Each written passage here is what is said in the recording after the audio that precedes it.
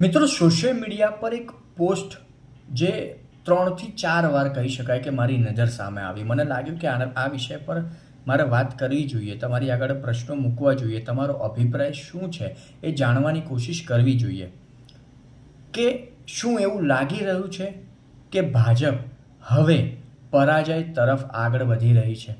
આ સવાલ કે આ આગળ વાતો ઘણી છે, પણ આ જે મુખ્ય સવાલ છે ઘણી બધી વખત મારી નજર સામે આવ્યો તાજેતરમાં સોશિયલ મીડિયા પર કે શું એવું લાગી રહ્યું છે કે ભાજપ હવે પરાજય તરફ આગળ વધી રહી છે.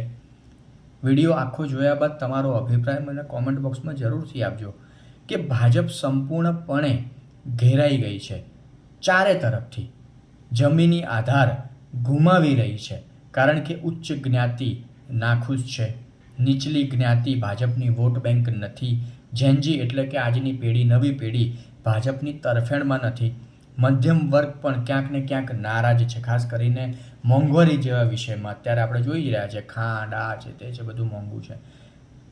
તો શું 2029માં કે જ્યારે લોકસભાના ઇલેક્શન સામે આવે ત્યારે ભાજપને આ લોકો વોટ આપશે? મતલબ ભાજપને વોટ કઈ રીતે મળશે જ્યારે ઓલમોસ્ટ બધા જ લોકો નારાજ છે?